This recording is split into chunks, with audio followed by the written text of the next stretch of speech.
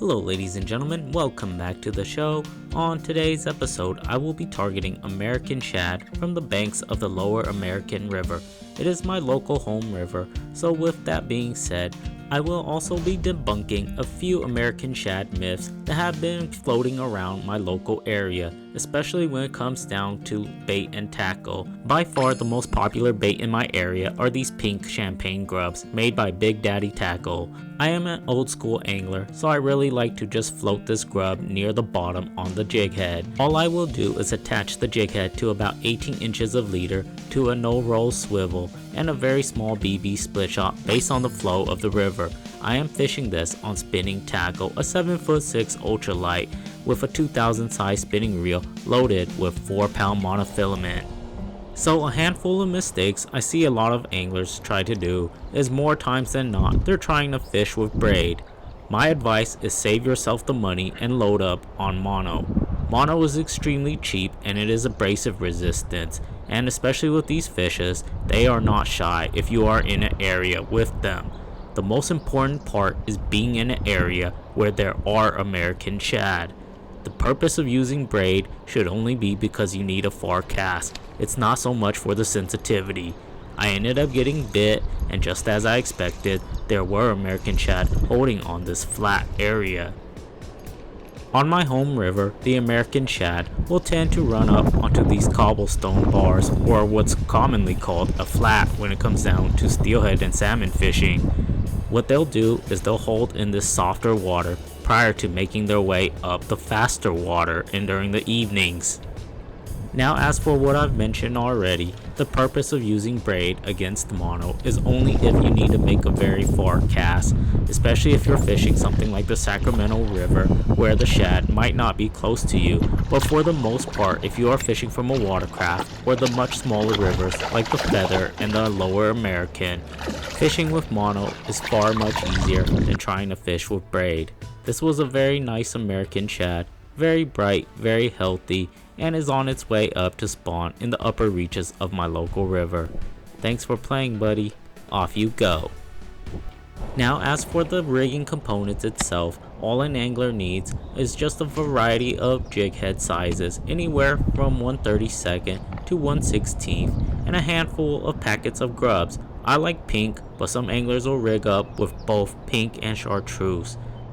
You'll also need a few sizes of sinkers to get this jig head close enough to the bottom where the American shad will be holding. The goal is to get it close enough to the bottom, but not so much that it'll get hung up.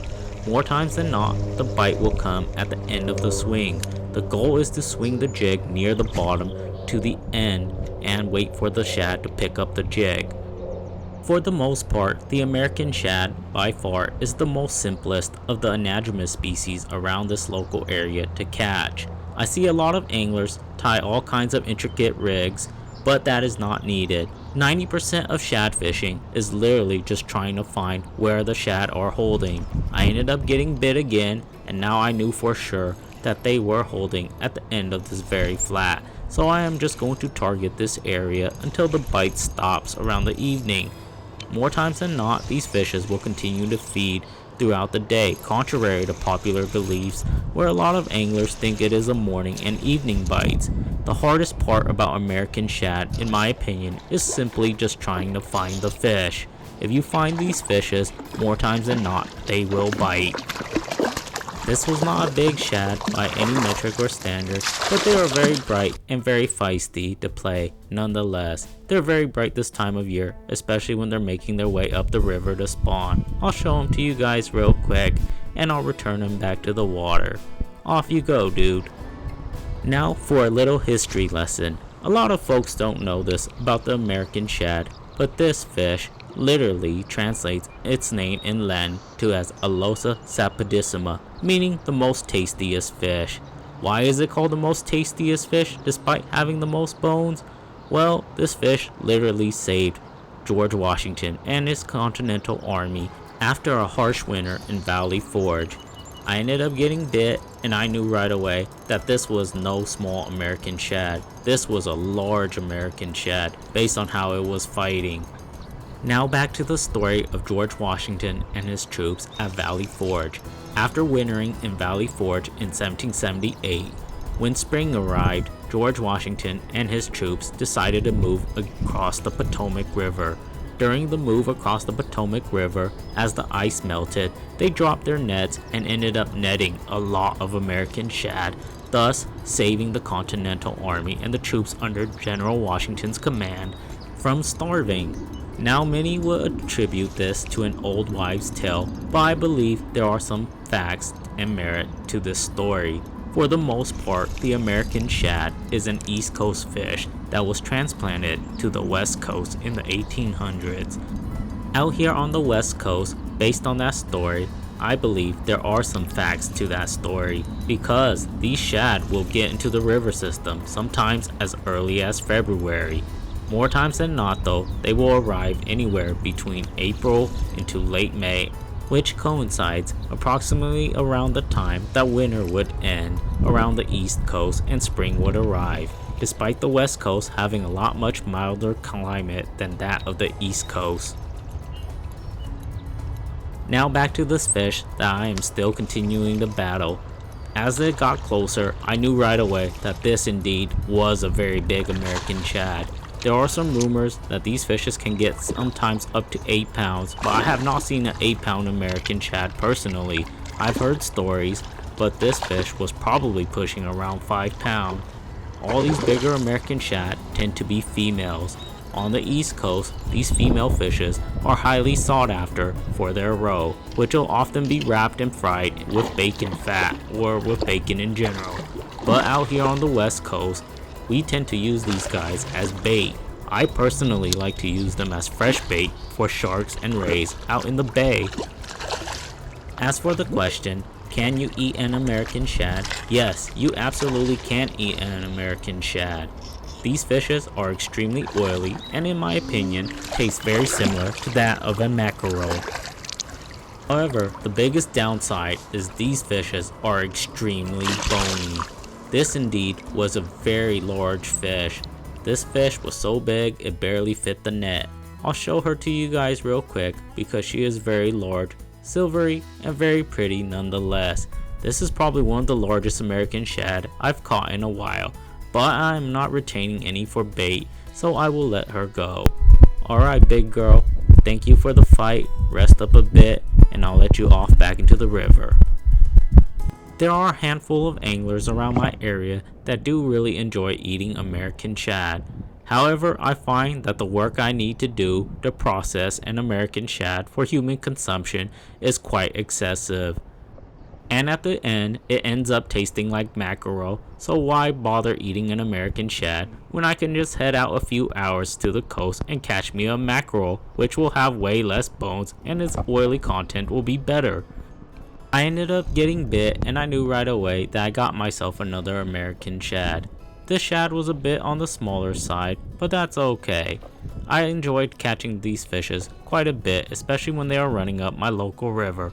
They also head up the Sacramento all the way up to Red Bluff, and I've also seen them run up the Feather River quite a bit up to the low flow section as well, but the low flow section will be closed, so most anglers will be stuck fishing around the Thermalito section. This was a small American shad, but somehow I ended up missing him while trying to net him, but that's okay. Now as for why would I prefer a mackerel over an American shad? Well, for the most part, it got a whole lot less bones, and when freezing the fishes, I find that American shad generally don't hold their oil as well once they get frozen. But mackerel on the other hand do hold their oil content much better, and I could eat thaw mackerel and have it still taste pretty well, unlike an American shad. So that's just my opinion on why I really don't like eating American shad. So as for the fishing itself, I ended up getting bit again, and another very popular method around my area is fishing with a float. I don't really like the float fishing because more times than not, if I were to get hung up, it's a whole lot of rigging to get it ready to fish again. Some folks will fish all these intricate slip float rigs and such, but I find, in my opinion, that the simplest way to catch these fishes is simply by swinging this jig head with a grub, very similar to how I would fish roe or worms for low flow steelhead and salmon in general. The only difference is I substitute the bait with the jig head and grub. This was another very small but very pretty American shad. I'll show him to you guys real quick before turning him loose. Alright little guy, thanks for playing, off you go. So hopefully today's episode explains my take on how I would like to target this species on many of my local rivers here in the Central Valley. I know there are a handful of my subscribers and viewers whom really like to target this species in general, and more times than not, they'll often overthink this topic and will go out there with way too much complicated gear. This fish is not hard to target. By far, it is the easiest species to target. Most of the work is literally just trying to find the fish. I ended up getting bit, and right away I knew I got myself another American shad. So with the sun setting, I will land this fish and I will call it a day. If you're new to American shad fishing and need a location to where to fish, you can always fish the community holes. There are a whole bunch of community holes on the Sacramento River, on my local river, the American River, and the Feather River. So if you are ever lost, you can always just show up to the community holes, and most guys are more than willing to help out if you are new. Again, keep it simple and you will catch fish. The most important part is being in the area where the fishes are moving through. That is all I can say when it comes down to this species. These fishes are on the move, so if you catch them when they are moving through, they will bite. I personally just don't like fishing the community holes, but I can catch just the same numbers of fish as I would at the community holes. It's just my preference to kind of stay away from them. This was another very nice bright American shad. I'll show him to you guys real quick and then I'll set him loose. He is very lucky I'm not retaining him for bait because I am currently trying to target stripers and halibut in the bay. Alright buddy, off you go. Overall, it was just a great little evening on my local river, the American River. I caught a handful of fishes, and thank you guys so much for watching, and have a great Memorial Day weekend.